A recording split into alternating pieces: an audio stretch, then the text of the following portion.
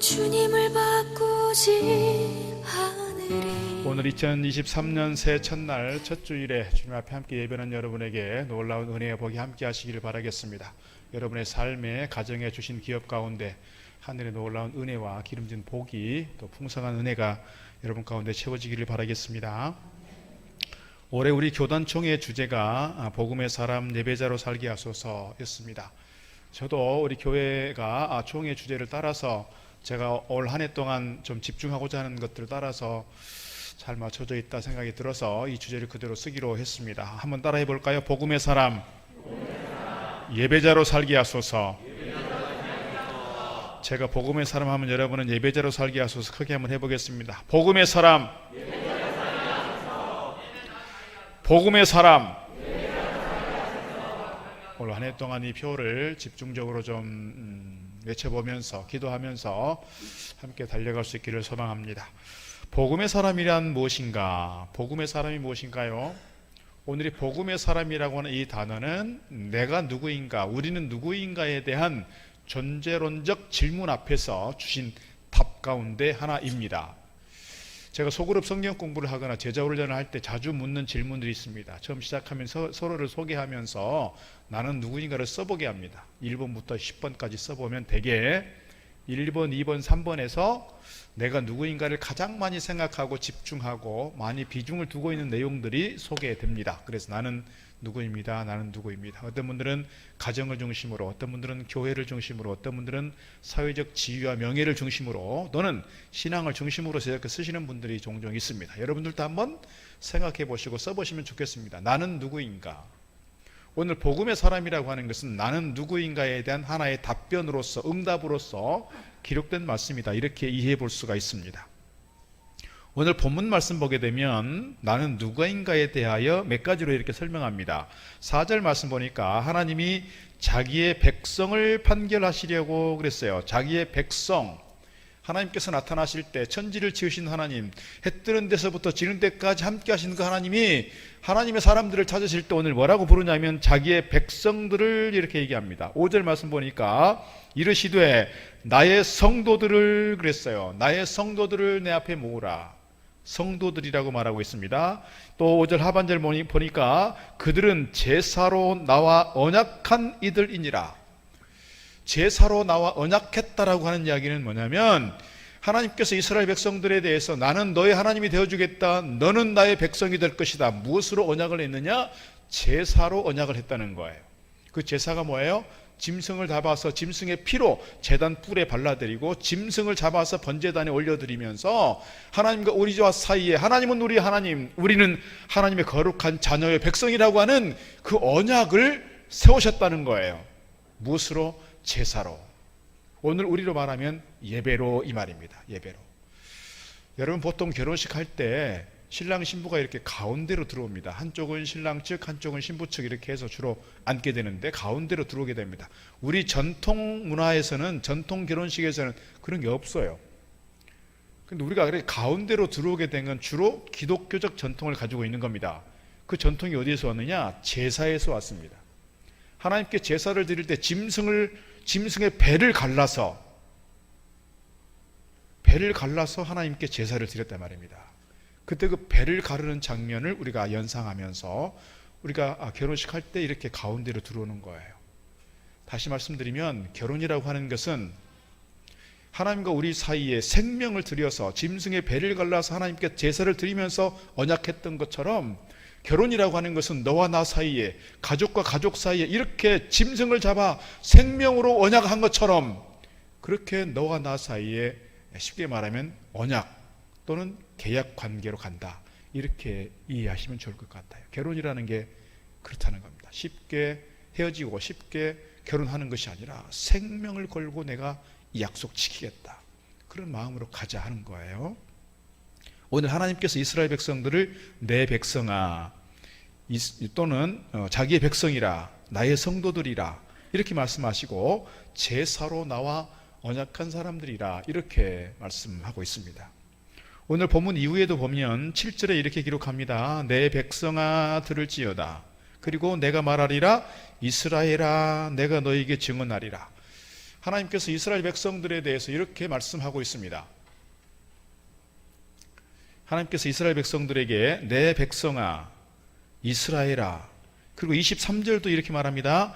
감사로 제사를 드리는 자가, 그랬습니다. 감사로 제사를 드리는 자가, 그리고 그의 행위를 옳게 하는 자에게, 그렇습니다. 이 모니터 스크린 좀 봐주십시오. 방송실 모니터 스크린 좀 봐주십시오. 네.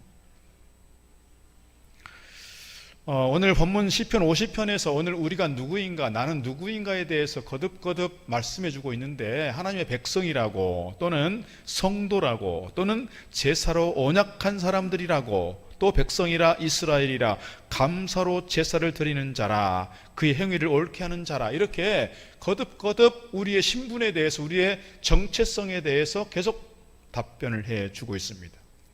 오늘 우리는 다 이름을 가지고 있습니다. 여러분 이름이 들어있죠? 다. 내가 가정에서 아버지의 이름이 있고요, 또 아버지 밑에서 아들이라고 하는 이름도 있고요, 며느리라는 이름도 있고요, 사위라는 이름도 있고요, 또는 내가 누구의 아버지, 또 누구의 어머니, 그런 이름도 있고요, 내가 가지고 있는 김성일이라고 하는 그 이름도 있고요. 그런 이름들이 다 있습니다. 오늘 우리가 신앙과 관련해서 하나님의 자녀로서의 어떤 그런 관계를 생각해 보면, 우리는 그리스도인이라고 하는, 또 하나님의 백성이라고 하는, 하나님의 거룩한 자녀라고 하는, 또는 주님의 제자라고 하는 그런 많은 이름들이 우리에게 있어요. 가장 쉽게 우리는 성도입니다. 성도가 뭐예요? 거룩한 백성이다. 거룩한 백성은 어떻게 거룩한 백성이냐? 세상으로부터 구별된 사람들, 그래서 하나님께서 특별히 택한 사람들, 이렇게 우리가 이해해 볼 수 있습니다. 이것이 성도입니다. 성도. 오늘 과연 내가 성도로서 하나님 앞에서, 성도로서 사람들 앞에서, 성도로서 세상 사람들에게 인정받고 있는가? 우리가 한번 돌아볼 수 있는 시간이면 좋겠습니다. 오늘 우리가 가지고 있는 여러 호칭들이 있는데, 이런 호칭들은 신명기 23장에서 보여주고 있는 여호와의 총회라고 하는 이 단어 속에 포함된 단어입니다. 여호와의 총회가 뭐냐? 우리가 보통 우리나라 국민 하면 누구입니까? 대한민국 시민권을 가지고 있는 사람들입니다. 그래서 주민등록을 다 한 사람들이에요. 미국 사람들은 누굽니까? 미국의 시민권을 가지고 있는 사람들이에요. 그것처럼 이스라엘 백성들 중에서 이스라엘의 영내에 사는 모든 사람들이 여호와의 총회가 아니고요, 하나님을 하나님으로 섬기는 사람들, 하나님께 예배하고 제사하는 사람들, 이 사람들이 여호와의 총회에 들어온 사람들인데, 신명기 23장 말씀 보게 되면 그 여호와의 총회에 들어올 수 없는 사람들이 있다 그랬어요. 누구냐면 성적인 장애를 가지고 있는 사람들, 또는 사생아로 태어난 사람들, 또는 암몬 사람들과 모압 사람들, 또는 에돔 사람들, 또는 애굽 사람들, 이런 사람들이 있어요. 이스라엘이라고 하는 그 영내에 살지만, 그러나 그들 속에 섞여 산다 할지라도 그들이 하나님을 섬기는 데 있어서 결격 사유가 있다. 특별히 모압과 암몬 자손들, 이스라엘 백성들을 그렇게 괴롭히고 이스라엘 사람들을 그렇게 적대했던 그 사람들, 또한 에돔 사람들, 이런 사람들이에요. 그 여호와의 총회에 들어올 수 없다. 오늘 우리가 교회에 나오지만, 신앙생활을 한다고 하지만 하나님께 대해서 진실하게 섬기지 못하고 하나님을 적대하고 하나님을 대적하고 성령을 회방한다면 어떤 사람들이다? 여호와의 총회에 들어올 수 없는 사람들이다. 이렇게 우리가 이해해 볼 수가 있겠죠. 오늘 우리는 이미 주님께서 우리를 부르신 사람들이요, 예전 가운데 택함 받은 사람들이요, 예수 그리스도의 십자가의 피로 구속받은 사람들이라는 점에서 우리는 다 여호와의 총회에 들어온 사람들인 줄로 믿습니다. 교회가 무엇입니까? 교회는 보이는 건물이 교회가 아닙니다. 보이는 건물은 예배당입니다. 교회란 에클레시아라고 하는 이 단어의 뜻은 예수 그리스도를 구주로 믿고 예수 그리스도의 이름으로 모인 사람들, 이게 교회예요. 우리는 다 어떤 사람들입니까? 교회로 모인 사람들이에요. 교회라고 모였을 때는 우리가 무엇을 전제로 하느냐? 주님을 믿는 사람들, 그리스도인, 성도, 이것을 전제로 한다는 거예요. 근데 오늘 우리가 그러면 무엇을 위해서 모였고, 무엇을 위해서 부름받았고, 내가 성도가 되었고, 내가 그리스도인이 되었고, 내가 하나님의 백성이 되었다면, 내가 하나님의 백성으로서의 기본적인 의무와 자세는 어디에 있는가? 오늘 본문을 통해서 살펴볼 수 있습니다. 오늘 시편 50편 5절 말씀에 보니까 이렇게 기록합니다. 나의 성도들을 내 앞에 모으라 그랬어요. 나의 성도들을 내 앞에 모으라 그랬어요. 성도들을 모으라고 하는 이유는 뭐예요? 그들은 나와 제사로 언약한 이들이기 때문이라 그랬어요. 다시 말씀드리면 우리가 주님 앞에 모이게 되고 하나님의 이름으로 모이게 되고 여호와의 총회에 들어오게 된 것은 오늘 우리가 여기서 하나님께 제사하고 하나님께 예배하기 위함이라는 거예요. 하나님께서 이스라엘 백성들을 출애굽할 때 하나님께서 출애굽하시는 그 목적이 있었어요. 이스라엘 백성들로 하여금 자유를 얻게 한 것이 목적이 아니라 그들로 하여금 자유롭게 예배하도록 부르셨다는 거예요. 그래서 출애굽기 7장 16절 말씀이 이렇게 기록하고 있습니다. 그에게 이르기를 히브리 사람이 하나님 여호와께서 나를 왕에게 보내어 이르시되 내 백성을 보내라. 그러면 그들이 광야에서 나를 섬길 것이니라 하였으나 이제까지 네가 듣지 아니하도다 그랬어요. 출애굽의 목적이 어디 있다? 하나님께 예배하고 하나님께 제사하는 데 있다는 거예요. 이스라엘 백성들에게 자유를 주자고 하는 게 아니에요. 이스라엘 백성들에게 이제는 노예 생활 그만해라, 그것이 목적이 아니었어요. 그들로 하여금 자유를 얻게 하시고 그들로 하여금 애굽에서 벗어나게 하셔서 그들이 자유롭게 하나님께 예배하고 하나님께 제사하도록 하기 위해서 그들을 불러냈다는 거예요. 하나님께서 오늘 우리를 세상 가운데서 불러낸 이유는 어디 있다고요?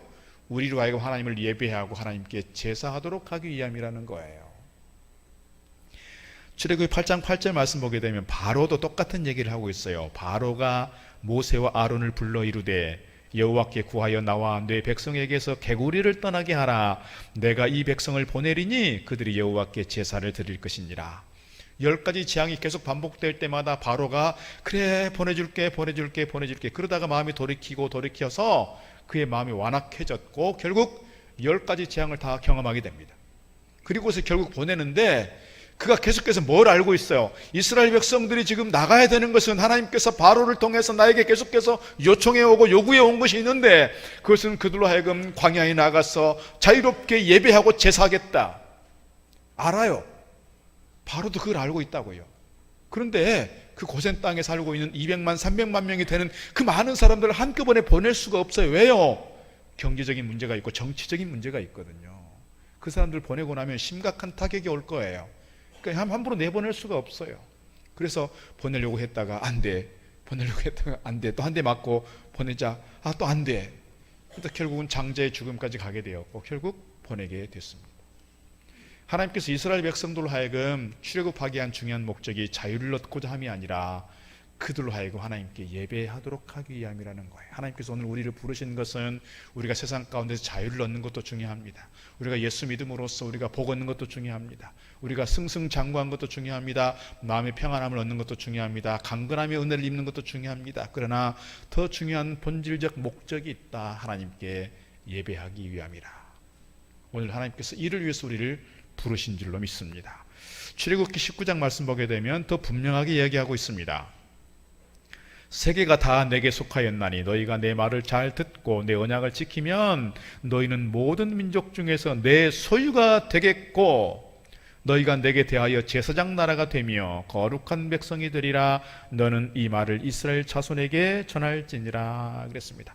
이스라엘 백성들을 종살이에서 구원하신 하나님의 뜻은 하나님의 소유가 되게 하겠고 거룩한 백성 되게 하겠고 하나님 제사장 나라로 삼으시기 위함이라고 말씀하는 거예요. 이것이 베드로전서 2장 9절 말씀에서도 비슷하게 등장하고 있습니다. 하나님께서 우리를 택하신 것은 우리로 하여금 거룩한 백성이 되게 하겠다, 제사장의 나라가 되게 하겠다는 거예요. 오늘 우리는 그래서 뭐예요? 왕같은 제사장이 됐어요.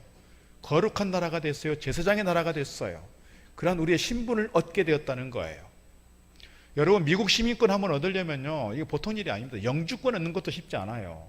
근데 시민권 얻는 사람들이 얼마나 기뻐하고요, 막 춤을 추고요, 시민권 얻었다고, 이제는 이렇게 고생하지 않아도 된다고. 근데 오늘 우리는 어디 시민권 얻었어요? 하늘나라 시민권을 얻었다고요. 왕같은 제사장이 되었다고요. 거룩한 백성이 되었다는 거예요. 오늘 우리가 이러한 나의 신분의식을 가지고 주님을 마음껏 찬양하고 예배할 수 있는 저와 여러분 되기를 축복합니다.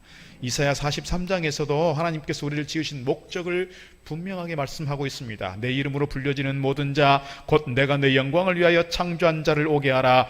그를 내가 지었고 그를 내가 만들었느니라. 21절 보니까요, 이 백성은 내가 나를 위하여 지었나니 나를 찬송하게 하려 함이라.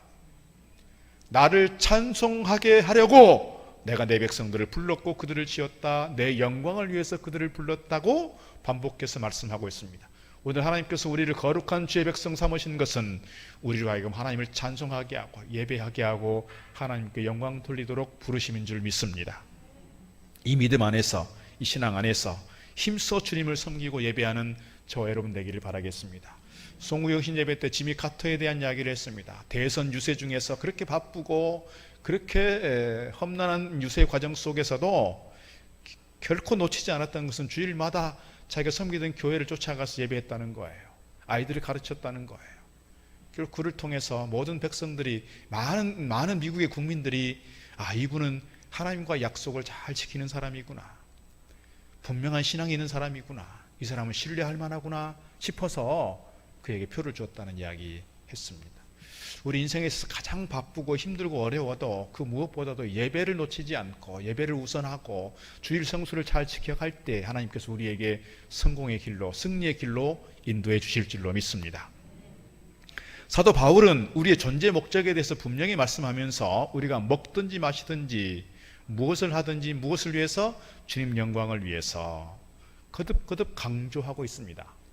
그러면서 이렇게 주일날 교회 나와서 예배드리는 것만으로 끝나는 것이 아니라 우리의 삶 속에서 매일매일 개인적으로 드려지는 예배가 살아야 된다라는 것을 말씀하는 거예요. 그것을 몸으로 드리는 예배, 이렇게 얘기합니다. 몸으로 드리는 예배. 물론 교회에 나와서 우리가 이렇게 시간을 드려야 됩니다. 우리의 에너지를 드려야 됩니다. 또 물질도 드려야 됩니다. 또 우리의 은사를 드려서 이렇게 봉사하기도 합니다. 교회를 중심으로 한 이러한 섬김과 예배가 중요하죠. 사실 이것을 가장 기본으로 할 것입니다. 그러나 또 중요한 게 있다. 뭐냐? 교회에서만이 아니라 우리의 삶으로 드리는 예배가 있다, 이거예요. 몸으로 드리는 예배. 몸으로 드리는 예배 하니까 떠오르는 이야기가 있습니다. 물론 웃자고 하는 얘기입니다. 어느 날 여우하고 원숭이하고 토끼가 하나님에게 찾아가서 서로 자기가 하나님을 더 사랑한다고 자랑했습니다. 내가 하나님을 더 사랑한다고. 아니, 저보다 제가 사랑한다고요. 그렇게 사랑한다고 막 하나님 앞에 얘기를 하니까 하나님께서 그렇게 말씀하시면, 내가 좀 배가 고프다. 하나님께서 배가 고프다 그러니까 이 셋이 허들짝 놀라가지고 얼른 이렇게 먹이를 구하러 가는 거, 쉽게 말하면 여우가 얼른 가서 잉어하고 새를 물어왔다고 합니다. 하나님께 배고프다고 하니까 드리려고. 그 다음에 원숭이는 도토리를 가져왔습니다. 그런데 토끼는 빈손입니다. 나무 짝대기 하나만 들고 오는 겁니다. 그러니까 원숭이하고 이 여우가 막 비웃습니다. 아니, 하나님이 배고프시다네. 네 하나님 사랑한다면서 왜 빈손으로 오냐. 하나님도 물었다는 거예요. 그래, 네가 나 사랑한다더니 너도 빈손이구나. 무슨 일이냐, 왜 빈손이냐고 물었어요. 그때 토끼는 얼굴을 붉히면서 모닥불을 지폈습니다. 모닥불이 활활 타오르니까 토끼는 갑자기 그 불 속으로 뛰어들면서, 하나님 제가 있거들랑 하나님 잡수세요, 그랬다는 거예요. 그래가지고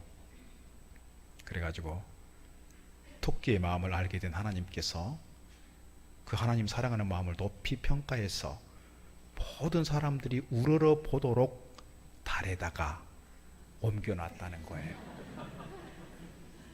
이 토끼를.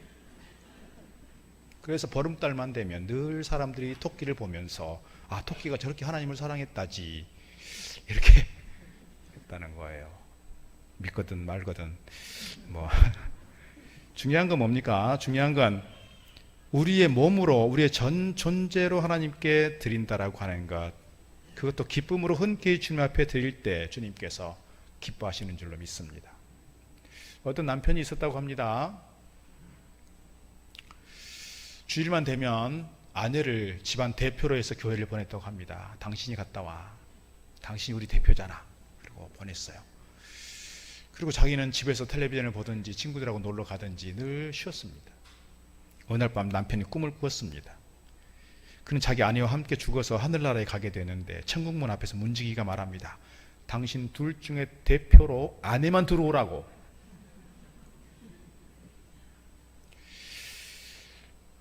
그렇게 얘기하니까 이 남편이 화들짝 놀라서 잠이 깨고 그때부터 교회를 나오게 됐다고 하죠.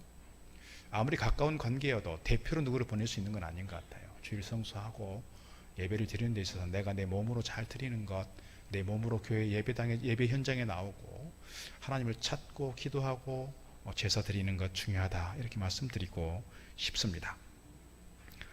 중요한 것은 우리의 몸으로 드린다는 예배를 할 때 사도 바울이 얘기하는 것은 그러한 어떤 헌신의 이야기, 또 내 몸으로 예배 자리에 참여하고 내가 내 시간과 내 에너지와 내 어떤 정성을 들여서 하는 것도 중요하지만 오늘 공적인 예배뿐만 아니라 교회 밖으로 나갔을 때 드려지는 삶의 예배, 생활의 예배도 중요하다는 것을 말씀하고 있는 겁니다. 이것이 우리가 그리스도인으로서 걸어가야 할 신앙의 길이다라고 하는 것이지요.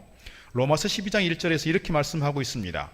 그러므로 형제들아, 내가 하나님의 모든 자비하심으로 너희를 권하노니 너희 몸을 하나님이 기뻐하시는 거룩한 산 제물로 드리라. 이는 너희가 드릴 영적 예배니라.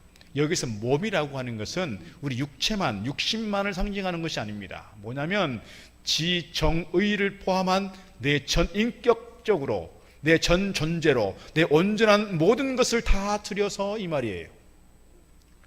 그러니까 우리가 주일을 구별해서 주일 성수라고 말하죠. 주일을 성수하는 것만이 아니라 월요일부터 토요일까지 우리의 가정과 우리의 직장과 우리의 삶의 현장에서 살아가는 모든 시간 또한 나의 전 인격을 통해서 하나님께 제사하는 삶을 살아가야 한다는 거예요. 이것이 뭐라고요?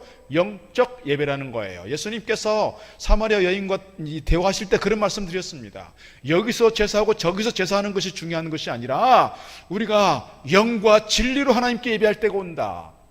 하나님은 영이시니 우리의 전 존재를 들여서 하나님께 예배하는 그것이 하나님께서 받으시는, 하나님께서 연락하시는 예배가 된다라고 우리에게 가르치고 있는 겁니다. 그러니까 주일에 교회 와서 예배하는 것으로 끝나는 것이 아니라 우리의 예배 생활은 우리의 모든 삶의 과정 속에서 연결되고 이어져야 한다는 거예요.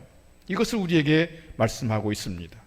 이것이 산 제사라는 거고요. 오늘 2절 말씀에서도 그것을 말하는 겁니다. 너희는 이 세대를 본받지 말고 오직 마음을 새롭게 함으로 변화를 받아 하나님의 선하시고 기뻐하시고 온전하신 뜻이 무엇인지 분별하도록 하라. 여기서 세대는 세상 풍조를 말합니다. 세상의 풍조, 세상의 관습, 세상의 문화, 이것을 쫓아가는 것이 아니라 오직 말씀과 진리 가운데 서서 하나님을 기쁘시게 할 만한 그런 삶으로 살아야 한다. 우리에게 분명하게 가르쳐 주고 있습니다. 이것이 변화된 모습이다, 이렇게 이야기할 수가 있겠죠. 오늘 우리가 삶 속에서 내가 말 한마디 할 때에도 나의 어떤 행동 하나도 내가 한 모든 일들 속에서 이것이, 이 말이, 이 행동이 하나님의 뜻을 이루어가는 일인지, 하나님을 기뻐하실 만한 일인지, 하나님의 온전한 뜻인지를 분별하고 실천해야 한다는 사실입니다. 그래서 이런 말이 있습니다. 예배당에서 성도들과 함께 드리는 예배가 끝나면 이제 예배당 밖으로 나 혼자 드리는 예배, 삶으로 드리는 예배가 시작된다 그랬습니다. 우리의 예배는 교회 안에서 드리는 공예배로서 끝나는 것이 아니라 우리의 삶의 현장 속에서, 삶의 자리에서 매일 매순간 이어져야 하는 줄로 믿습니다. 마르틴 루터는 그래서 이렇게 말합니다. 우리는 예배를 드리러 교회에 간다. 그리고 예배를 드리러 학교에 간다. 예배를 드리러 공장에도 간다. 예배를 드리러 일터에도 간다. 그렇습니다.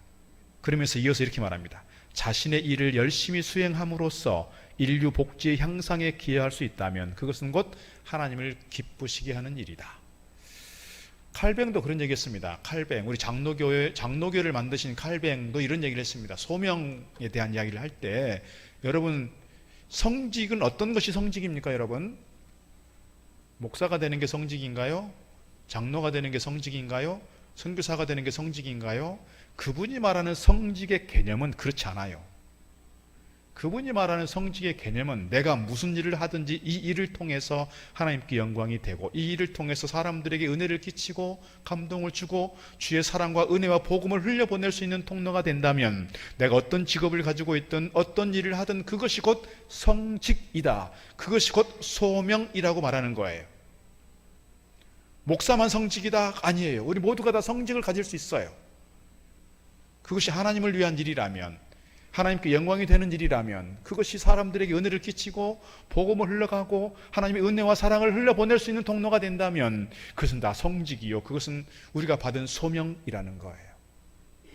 그렇게 소명의식을 가지고, 그렇게 성직의 의식을 가지고 내 삶을 하나님 앞에서 코람데오의 삶을 살아갈 때 그것이 산제사가 되고 그것이 삶의 예배가 된다는 사실입니다. 우리가 그것을 기억할 수 있으면 좋겠습니다. 성경에서도 말합니다. 히브리서 13장 16절, 오직 선을 행함과 서로 나누어 주기를 잊지 말라. 하나님은 이 같은 제사를 기뻐하시느니라. 내가 선행을 행할 때, 사람들을 구제하고 사람들을 섬길 때 그것이 곧 누구에게 한 일이다? 하나님을 향해 하는 일이고 주님을 향해 한 일이고 하나님께 드리는 제사다. 골로새 3장 23절, 무슨 일을 하든지 마음을 다하여 주께 하듯 하고 사람들에게 하듯 하지 말라. 비슷한 맥락에서 에베소 6장의 말씀이 있습니다. 종들아 두려워하고 떨며 성실한 마음으로 육체의 상전에게 순종하기를 그리스도께 하듯 하라. 눈가림만 하여 사람을 기쁘게 하는 자처럼 하지 말고 그리스도의 종들처럼 마음으로 하나님의 뜻을 행하고 기쁜 마음으로 섬기기를 주께 하듯 하고 사람들에게 하듯 하지 말라. 이는 각 사람이 무슨 선을 행하든지 종이나 자유인이나 주께로부터 그대로 받을 줄을 알미라. 우리가 무슨 일을 하든 무슨 말을 하든 어떤 직업을 가지고 있든 누구를 대하듯이 하라. 주님을 대하듯이 하라 하는 거예요. 제가 에베소서 이 말씀 가지고 사실 개업 예배 때 자주 드리는 말씀이기도 합니다. 우리 가게에 들어오는, 우리 가게에 밥을 먹으러 오는 사람들, 우리 가게에 물건을 사러 오는 사람들, 우리 가게에 뭔가 일을 위해서 오는 사람들이 있는데 그 사람들을 대할 때 어떻게 대하라? 주님을 대하듯이 대하라는 거예요. 주님을 대하듯이. 이것이 뭐예요? 성직이에요. 이것이 뭐예요? 산제사가 되는 거예요. 우리는 본능적으로 사실은 그런 게 있는 것 같습니다. 나보다 좀 약한 것 같고, 나보다 계급이 낮은 것 같고, 나보다 조금 못나 보이고, 그러면 사람이 좀 이렇게 쉽게 대합니다. 그런데 반대로 나보다 계급이 높은 것 같고, 나보다 큰 사람인 것 같고, 나보다 뭔가 힘이 있어 보이면 괜히 막 고개가 숙여집니다. 이것이 어쩌면 우리가 본능적으로 갖고 있는 우리의 속성인지 모르겠어요.